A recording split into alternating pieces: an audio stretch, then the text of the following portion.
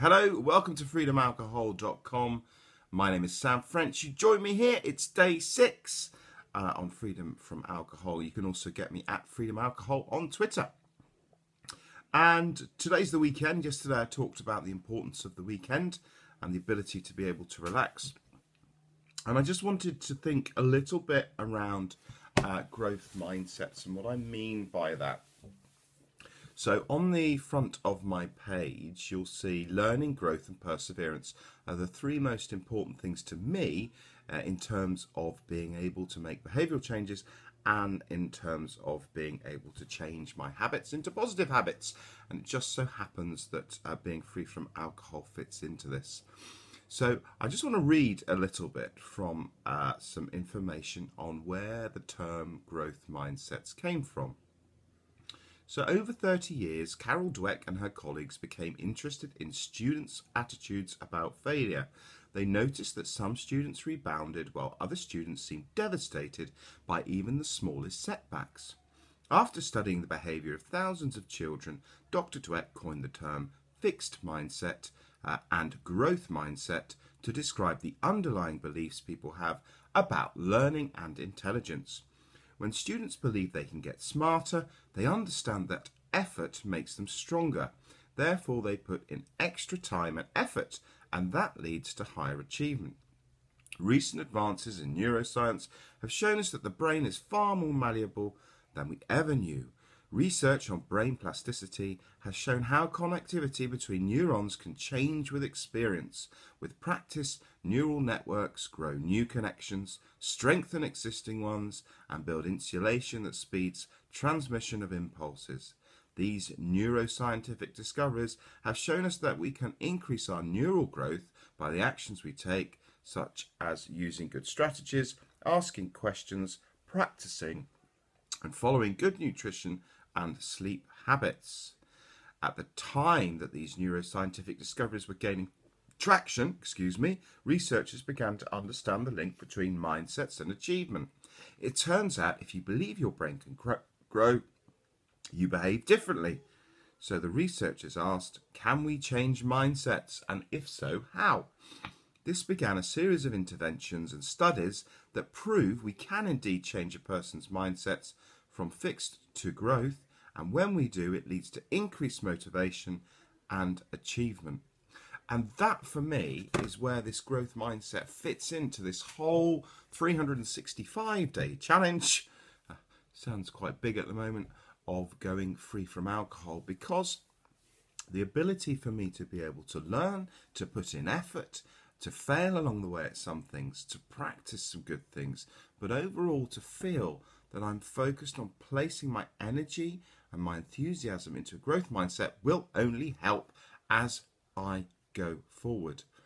And I think, for me, when I grow up, I can remember that actually I had a really fixed mindset, and that was driven by predominantly the fact that at school I was what I would call I would term I was schooled. The focus, the whole focus on my schooling was the outcome. It was all about the achievement. It was all about the result. There was very, very little, in my experience, on how we got there, on how I got there. A very little reflection on what did I learn and what went well and what could I do differently next. And if there was, I wasn't aware of it.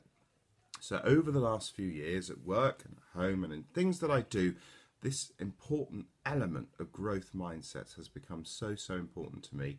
And I'm using it more and more, and I find it really useful both for myself and for other people. So for example, in giving feedback to other people, for me it's about getting them into a place where they can accept that and they understand that that feedback that I give them is all about the opportunity to grow. So that's it. Just wanted to explain that today. This weekend is a busy one. I've got my lovely daughters, one of whom is currently watching the Octonauts. That is a programme in the UK, just for those of you who are international, although I don't have any viewers, so it really doesn't matter. So, busy weekend ahead, lots to do. I'm picking up my daughter as well from a residential, so that will be fun. And then this afternoon we have a party, don't we, Chloe? We've got a party coming up this afternoon. That will be fun. Whose party is it? It's somebody's party. And then I think a bit of outdoor today in terms of getting outside. I'm going to have to rework my weekends. I know that. I'm going to have to think about them differently. I said yesterday how important it's going to be able to relax at the end of the week. I could feel myself throughout this week, slowly but surely, just getting more and more tired and therefore wound up. The hardest point of the week for me so far was definitely last night, about 5:30, 6 o'clock, just leaving work, that routine, that habitual behaviour, that neuroscience, those links in my brain that say, what is your reward for this hard week, for the hard work that you've done this week? And that reward at the moment is currently programmed as, let's go and have a lovely beer. Well, that will be no more, and so I need to find different ways to relax and different ways to chill out. Last night I had a bath, which was quite relaxing. There's many other ways, but I will be looking at how I can do more and more of this. And again tonight I will just be very conscious that I may need to go for a walk or something similar. My wife works every weekend, and therefore I have the children all day, which is great, but they do become a little wearing sometimes, as I'm sure many parents will know, especially if I've worked all week. I'm not trying to sound like I'm moaning, that's just how it is. So have a great day. Thank you for listening to freedomalcohol.com. I'll update this again tonight. You can get me at freedomalcohol on Twitter, and we'll check back in again tomorrow. Thank you.